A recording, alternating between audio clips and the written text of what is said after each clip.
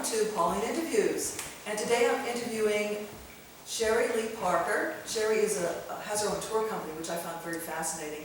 I'm putting travel into my Pauline Interviews because besides the metaphysical topics, which you may have seen, and the alternative healing topics, I wanted to include travel because it's one of my interests, and I think it may fascinate you, especially with what Sherry's doing around here in Oregon. And if you're an Oregonian, you're going to love this, because Sherry loves Oregon and she knows a lot about it. She takes people all over. So without further ado, I want to say welcome, Sherry, Thank you. to my little YouTube show.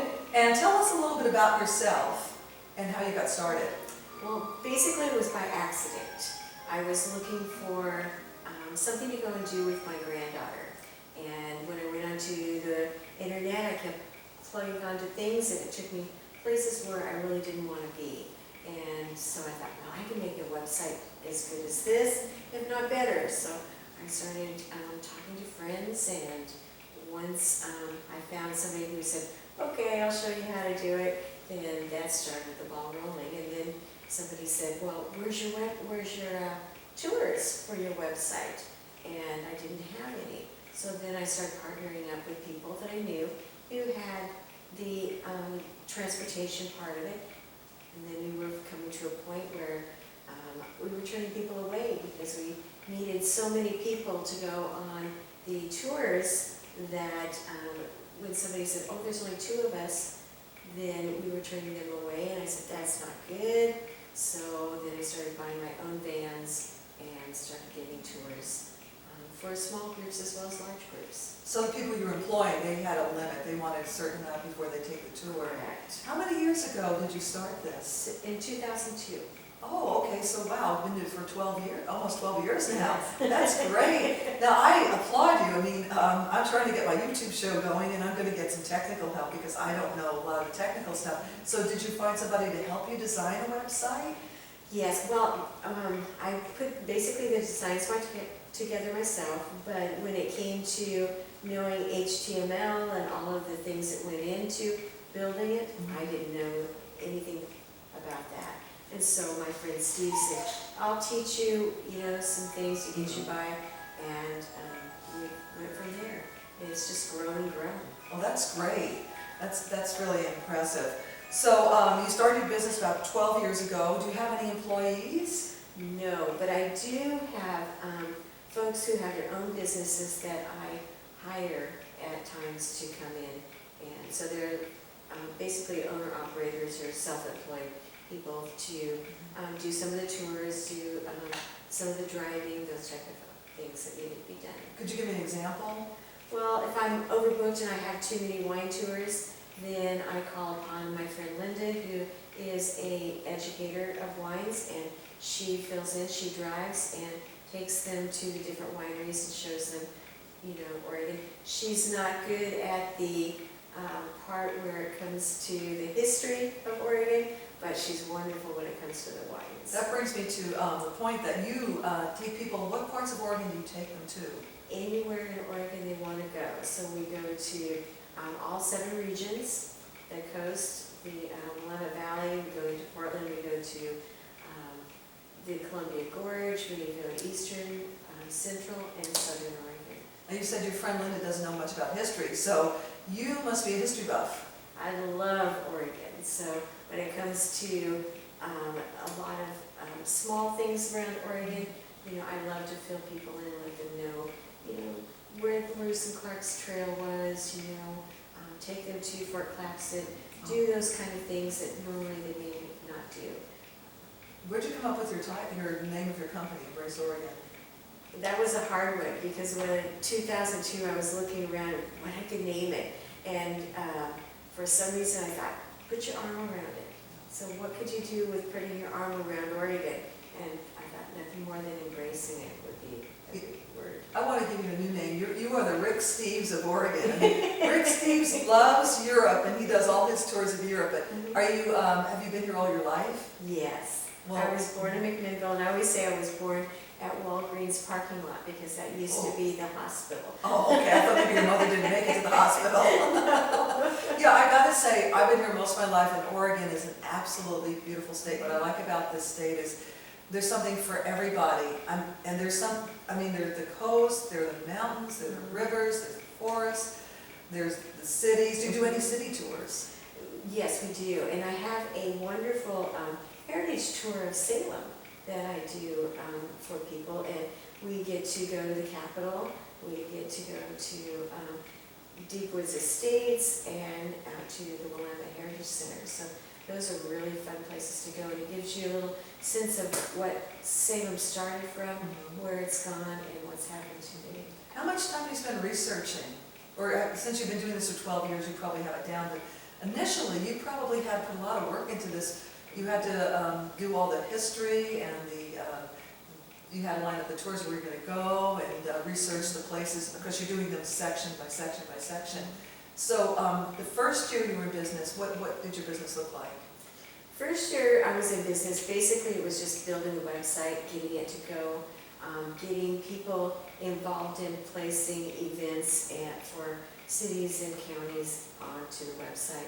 And oh, you built the website and got people to place their city and county events. So the chambers and the different cities around Oregon now place their events on my website. Okay, so your website, what it has to offer besides the tours that you take people on or events that's going around the whole State of Oregon. Oh, okay, so you started out by that. Correct. And then what was the first tour you put together? The first tour I put together was coastal tours. Going to see the lighthouses, the historic lighthouses of Oregon, because Oregon has more lighthouses than any other state. Really? I'm not surprised. They have covered bridges. Do you cover bridges? More covered bridges than any other state. You do covered bridge tour. We do. Yeah. How many tours do you have now after 12 years? Oh, wow.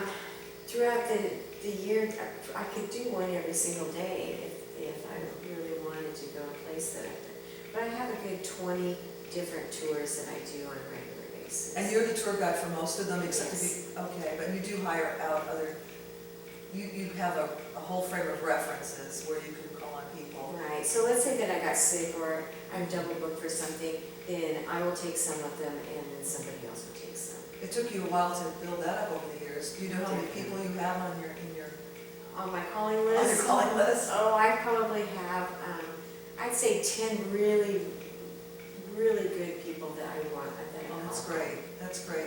Have you ever thought about hiring somebody to work with you and doing the tours? I have, but I don't think I want to go and expand it so much that I'm going to lose that personal touch. You have to be a people person. Yeah, I want them to have the best experience. And how many people from the smallest amount to the largest amount have been on your tours? I've taken everywhere from 1 person up to 30 people. Oh, wow. So, Now, I noticed on some of your tours you also include food. yes, I basically include food on every tour, especially when it comes to wine tours. I want to make sure that they have, food by at least the second winery. Yeah. Because it's an experience and they need to go and be able to go and be able to Yeah. function. Right, that's logical. So how many wineries will you do on a wine tour? Usually 3. That's probably good. And sometimes I'll do 4 depending on, if they are really tasting or if they're drinking. Then I will stop it at 3 if they're trying to drink. Do you do more than just the northern Willamette Valley? Do you ever go to the southern or the central valley? Yes, I do. I'll do all of the whole state of Oregon. Because it's amazing. I think we have almost between 400 to 500 wineries now here in 2014. Yeah, Quite a few. in Oregon there's about 500. In the Willamette Valley, I believe there's about 400. Wow. So you do probably you prefer wineries. You like tasting rooms, but I think your customers, you said, prefer the wineries. They do. It's so beautiful. I mean, and the whole experience is just great. And we have so many beautiful boutique wineries in Oregon. Yeah, we do. We do. So what are some other tours besides the wine tours that you do? I have a fun one coming up this year where we're going to go and mine thunder eggs. Have you ever done that before? I have. And so that's going to be a fun one to go and do. We go out and we mine the thunder eggs. We'll be staying at Canita. And so we'll be able to go and do horseback riding and kayaking and bicycling. There's a lot of fun things to do at Canita. And so we'll be able to do that. Then also we are going to do a genealogy and cemetery crawl this year. And that is where so many people are looking for their roots, where they come from, where their families were buried and so forth. So we will be studying genealogy and I've got great speakers coming in for that will help them understand the best ways to search their family members.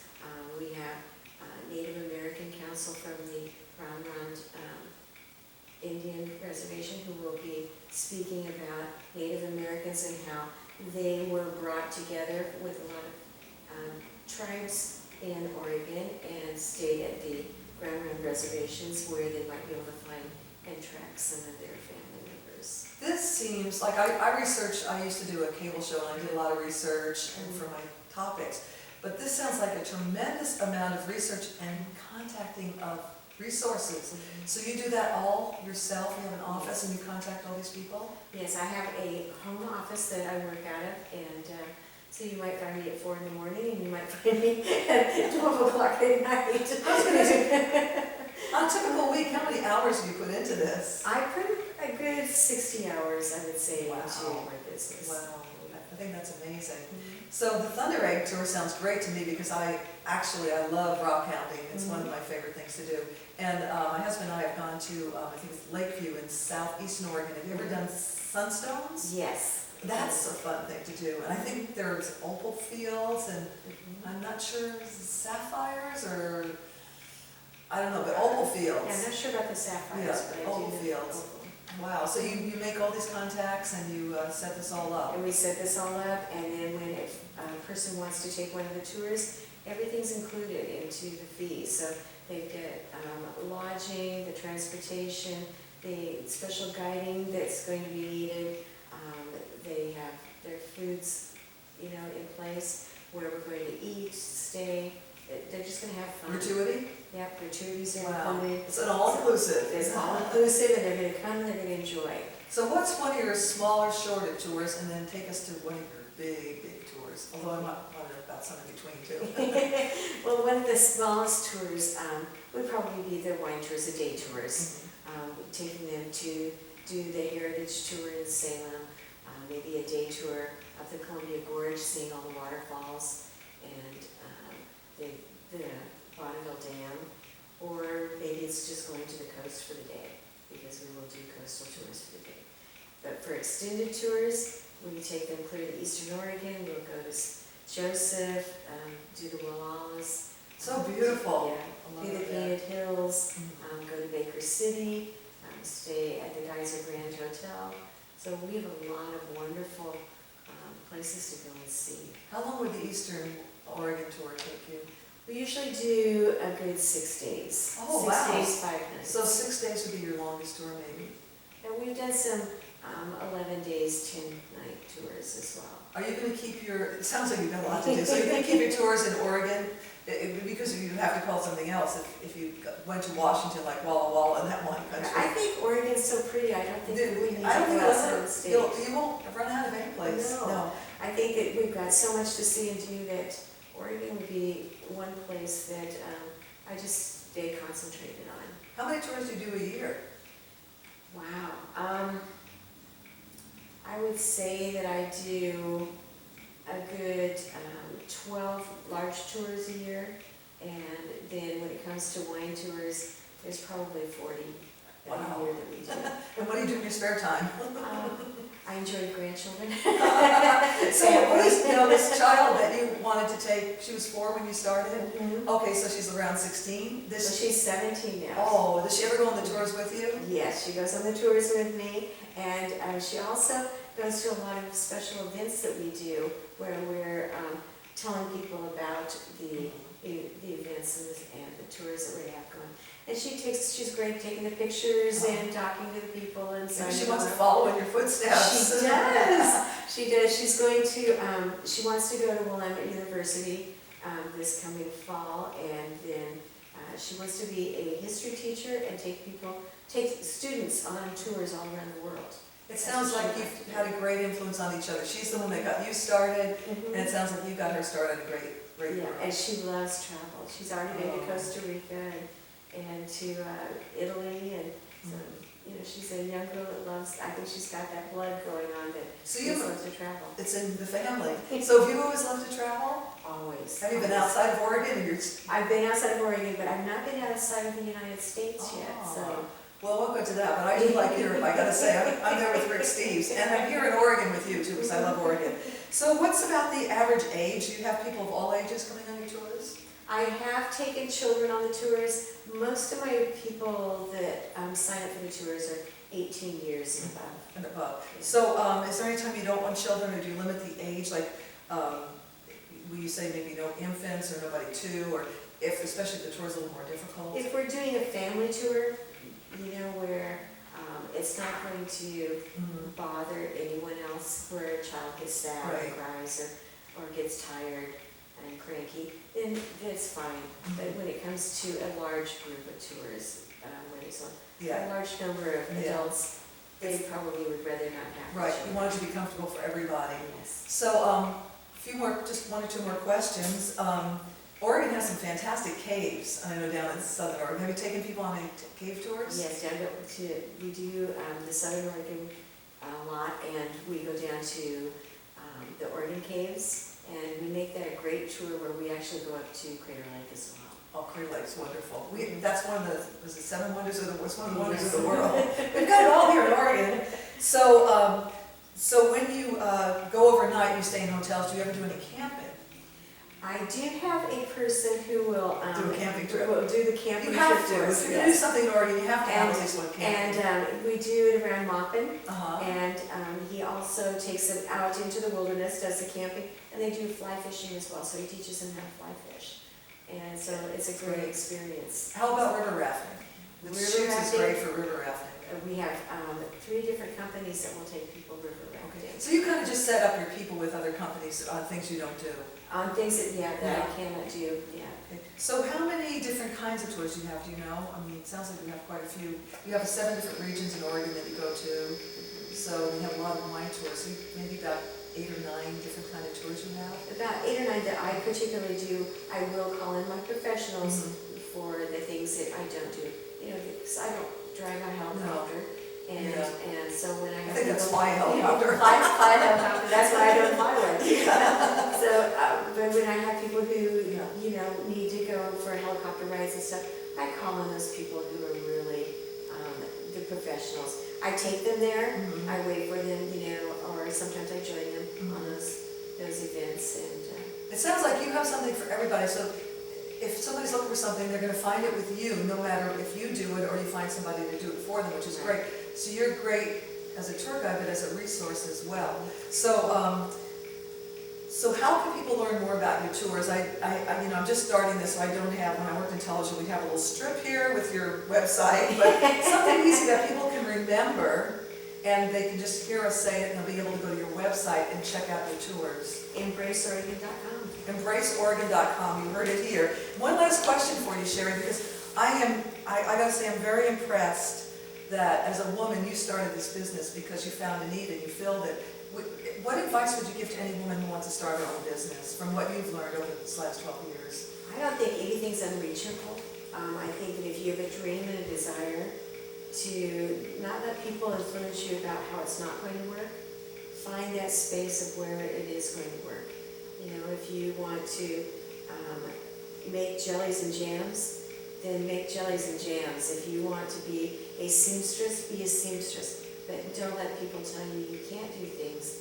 Find that avenue and keep open-minded. You have to have, it sounds like you're passionate too. Very passionate. Yeah, and did anybody tell you not to do it? Definitely. I have all kinds of people tell me, oh, don't do that. You're not going to make it. You're not going to be able to do anything. You're not going to make any money at it. It's going to take all your time. Nobody's going to be interested. Were they wrong or what? Yes, and they are wrong, because there's people all over the world that I visit with. This week I had people from Poland, people from Chicago. So it doesn't matter what people say. Do what you're passionate So about. you get people from all over the world. Now, so that was going to be my last question, but I did want to ask you one last thing, and that is, any fascinating people or any interesting stories? I had a gentleman phone me up one day and he said, would you like to take me to the ocean? I said, absolutely. Where would you like to go? He said, how about tomorrow? I said, tomorrow will work. He says, I'm flying into Portland, will you pick me up? I said, yes. He flew into Portland. I picked him up. We went to the coast for the day. He wanted me to take him back to the airport, and he flew back to Wyoming. Did you ever worry about getting a quack or something? Once you start talking to people, Yeah, you get a feel. get You're a probably feel for it. intuitive. Well, this has been a lot of fun, and we're going to do this again when I learn how to get video, and then we can show pictures of Oregon of where we're going. So thanks a lot. So Thank you. my guest has been Sherry Lee Parker, and check out her website, embraceoregon.com. That's easy to remember. Thanks for watching Pauline Interviews.